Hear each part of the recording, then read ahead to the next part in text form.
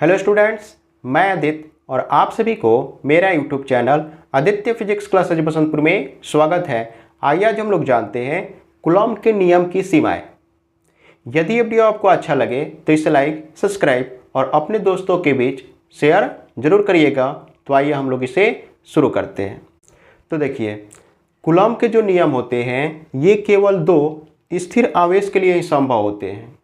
अर्थात कहने का मतलब, जब दो बिंदु आवेश एक दूसरे से कुछ दूरी पर स्थित होता है तो उन दोनों आवेशों के बीच हम लोग कूलॉम के नियम को लगा सकते हैं। ठीक है, तो इसका सबसे पहला महत्व हम लोग क्या लिख सकते हैं, यह केवल दो स्थिर बिंदु आवेश के लिए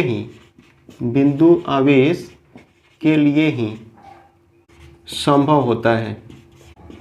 यह केवल दो स्थिर बिंदु आवेश के लिए ही क्या होता है, संभव होता है। और देखिए, कूलॉम के जो नियम होते हैं यह एक प्रयोगिक नियम होते हैं। ठीक है, तो कूलॉम के नियम क्या होते हैं, तो ये एक प्रयोगिक नियम है। तो यह एक प्रयोगिक नियम है।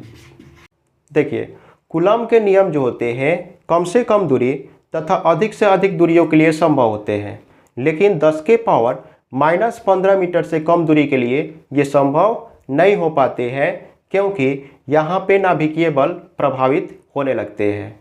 ठीक है, अर्थात कूलॉम के नियम को हम लोग कम से कम दूरी और अधिक से अधिक दूरियों के लिए उपयोग कर सकते हैं, लेकिन 10 के पावर -15 मीटर से कम दूरियों के लिए ये संभव नहीं होता है, क्योंकि नाभिकीय बल प्रभावित होने लगते हैं। ठीक है, तो यह कम से कम दूरी तथा अधिक से अधिक दूरी तक के लिए संभव होता है, लेकिन 10 के पावर -15 मीटर से कम दूरियों के लिए यह संभव नहीं होते हैं। ठीक है, क्योंकि यहाँ पे नाभिकीय बल क्या होते हैं, प्रभावित होने लगते हैं। ठीक है ना, तो हम लोगों ने क्या जाना कि कूलॉम के नियम को हम लोग कम से कम दूरी और अधिक से अधिक दूरियों के लिए उपयोग कर सकते हैं, लेकिन 10 के पावर -15 मीटर से कम दूरी के लिए संभव नहीं होते हैं, क्योंकि यहाँ पे नाभिकीय बल प्रभावित होने लगते हैं। अब देखिए, आवेशों को निर्वात के अतिरिक्त अगर किसी दूसरे माध्यम में ले जाकर रख देते हैं तो कूलॉम बल का मान क्या होता है, कम हो जाता है। ठीक है, अगर निर्वात के अतिरिक्त हम किसी दूसरे माध्यम में इन आवेशों को ले जाकर रख देते हैं तो वहाँ पे कूलॉम बल का मान क्या हो जाता है, कम हो जाता है। ठीक है, तो हम इसका चौथा महत्व अर्थात सीमाएं क्या लिख सकते हैं, तो यदि निर्वात के अतिरिक्त आवेशों को किसी दूसरे माध्यम में रख देते हैं तो कूलॉम बल का मान घट जाता है। ठीक है, अब देखिए, दो स्थिर आवेशों के बीच लगने वाला कूलॉम बल किसी तीसरे आवेश के आ जाने से प्रभावित नहीं होती है। दो स्थिर आवेशों के बीच जो लगने वाला कूलॉम बल होता है किसी तीसरे आवेश के आ जाने से अप्रभावित रहता है। ठीक है, तो हम लोग तो इसका पांचवा महत्व क्या लिख सकते हैं कि दो आवेशों के बीच लगने वाला कूलॉम बल किसी तीसरे आवेश के आ जाने से अप्रभावित रहता है,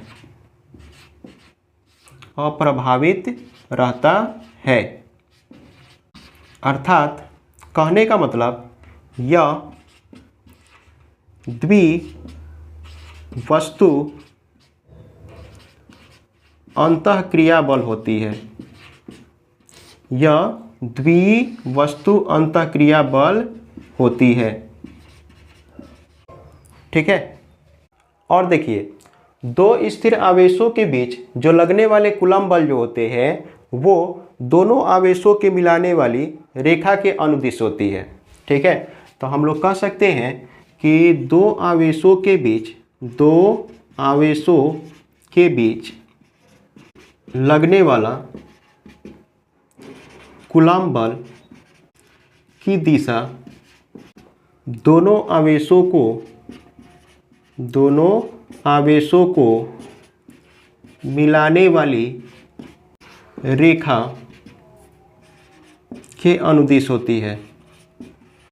ठीक है, कहने का मतलब इन दो स्थिर आवेशों के बीच जो कूलम्ब बल लगेंगे वो या तो इधर की तरफ होंगे या इधर की तरफ होंगे। ठीक है, इस साइड में नहीं हो सकते हैं। ठीक है, दो स्थिर आवेशों के बीच जो लगने वाला कूलम्ब बल की जो दिशा होती है वो हमेशा दोनों आवेशों के मिलाने वाली रेखा के अनुदिश ही होती है। ठीक है, तो इस तरह से हम लोगों ने जाना कूलम्ब के नियम का महत्व। ठीक है, इस वीडियो को हम यहीं तक रहने देते हैं।